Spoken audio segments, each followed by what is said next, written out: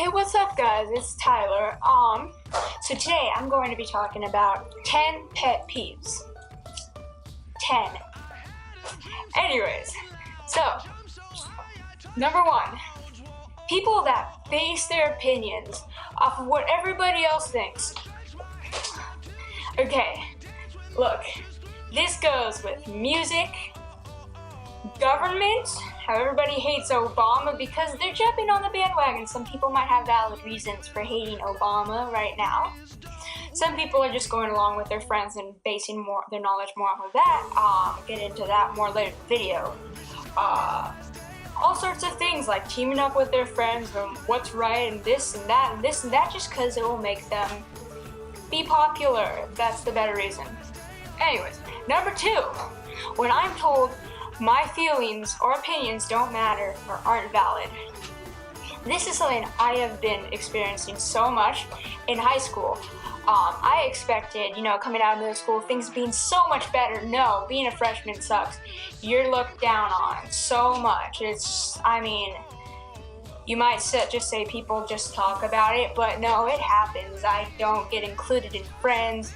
All these things, it's been worse than middle school, and especially I'm in a school pretty much full of politicians, people with strong political beliefs, so that's not set up good in the first place.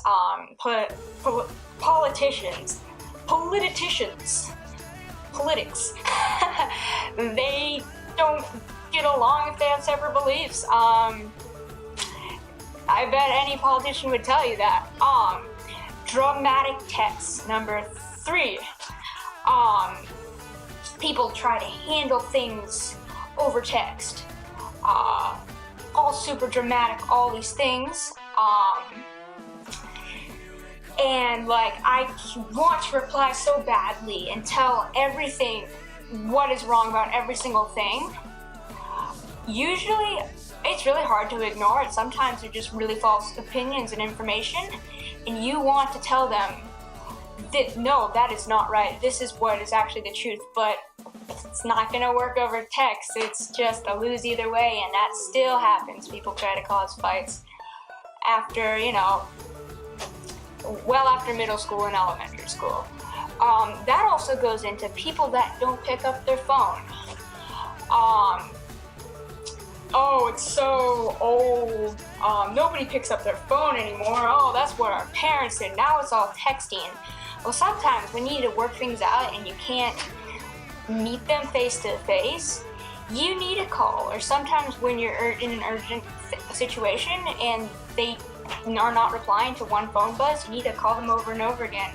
People think it's socially awkward when you make phone calls, yet it's actually more mature.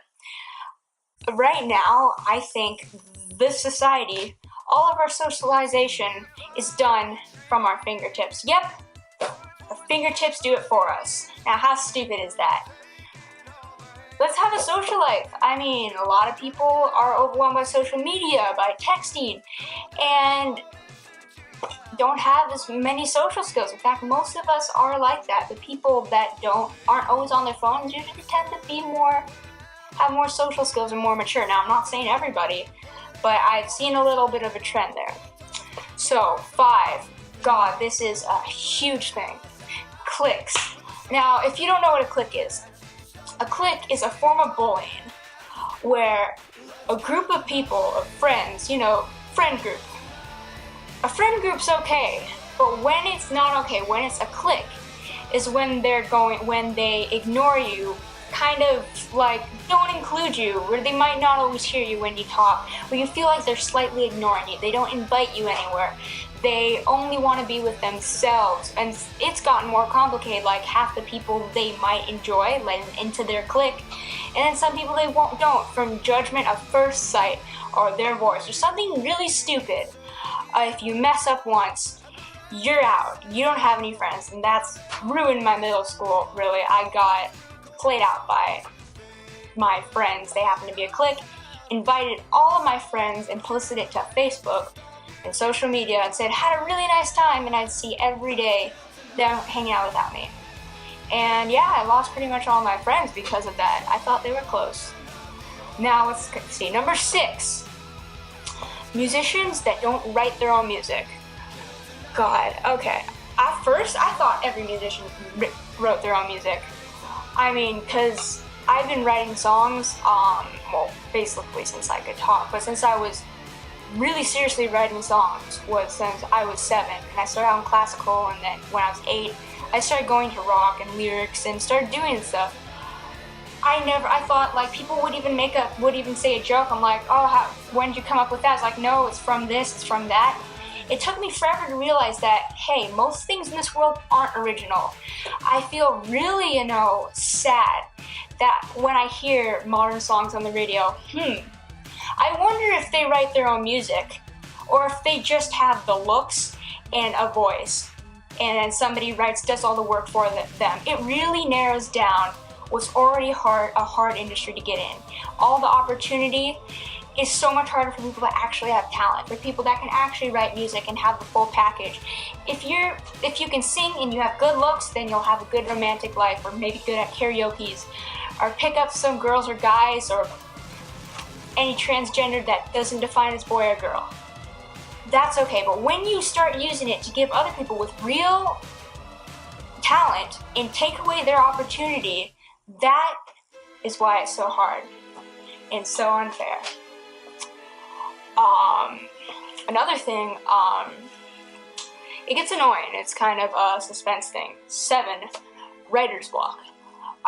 Sometimes I can go forever without writing music, and I really want to write some song ideas, or I have some really good lyric ideas, but I don't have any music ideas, or I have some music ideas and I can't think of words to go with it.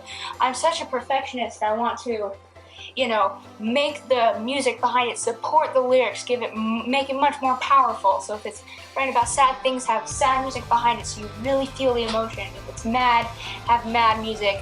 I can't really get anger out on music, sadly, but my lyrics have meaning with anger. That's happy. I like to have, I had a lot of hypomania because of my bipolar traits, which I'm suspected to. So I love having songs that fit things happen in my life, but it's either I have one or the other, and it's hard to find both. Number 8, people that hate Obama. Okay, this is okay. If you have a different political belief, don't start a big rage in the comments. You can make your own video of why you hate Obama and give it good reason and at least validate what he does right. Because look, in 2012, President Barack Obama was the first president of the United States to openly show his support for same-sex marriage. First one, 2012. Let's think about this. For 2008, it was still a little bit weird for a gay couple to be walking around holding hands. And it still is a little bit weird in some places. In fact, it's not accepted, but it was still thought of as really, really weird for gay couples. People still had a lot of homophobia, irrationally, not even religiously, just homophobia. And things have improved tremendously since 2008. And I'm not just saying this just because Obama, but because he was the first black president. He's half black, but he considers himself black.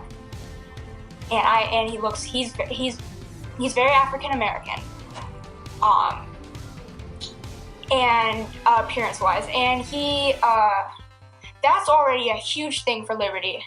And he has 2 terms, and yes, there is the after 6 years where people get tired of them. Usually the USA goes back from Democrat to Republican, Democrat to Republican. They always have that 6-year mark on their second term where nobody likes them.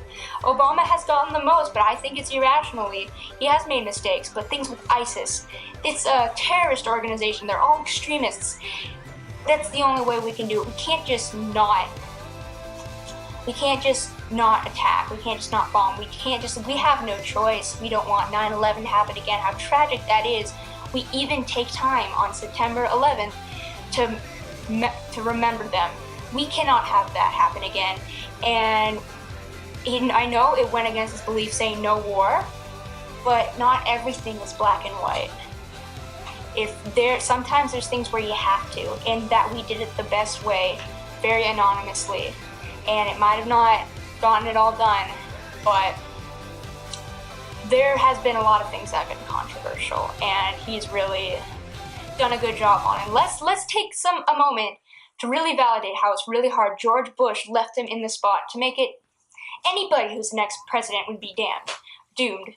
Sorry for people that are watching that are against curse words. George Bush left our country in this place. If it was, If it was Mitt Romney, John McCain, any of them, even if they were presidents,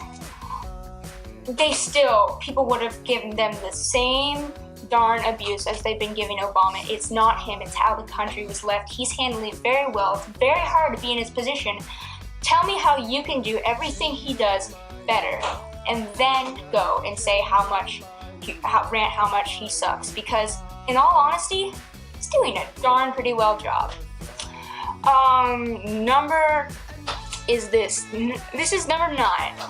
When my phone and computer glitches. God, I hate that. Last time I had this phone call where, let me get this on here. This phone is what happens when you're recording an urgent crisis message on your mom's voicemail and it says, message deleted. At the tone, please re-record your message 3 darn times. Yeah, I have a lot of anger. That was 7th grade. But when I'm in a crisis position in my technology, yeah, I'm really working on not breaking it. And people ask me, why'd you smash it? I'm like, because it deserved it.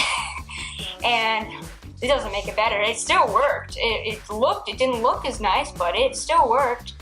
I cannot stand that in my life. Relies on my music.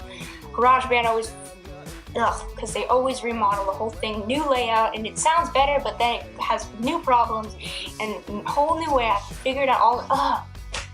I hate technology when it glitches out. Okay, 10. Thing I hate the most in the world, being interrupted. Yeah, I know it sucks, and maybe it's not that big of a deal. It's part of a conversation. It's a regular thing, but no.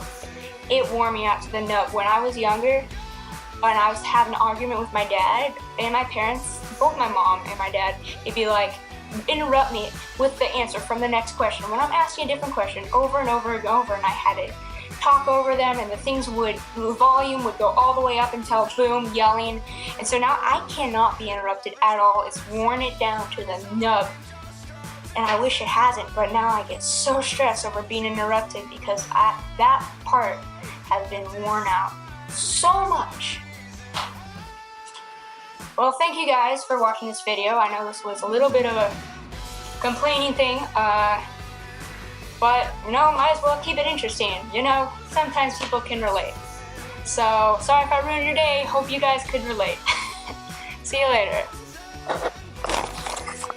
So this one, question of the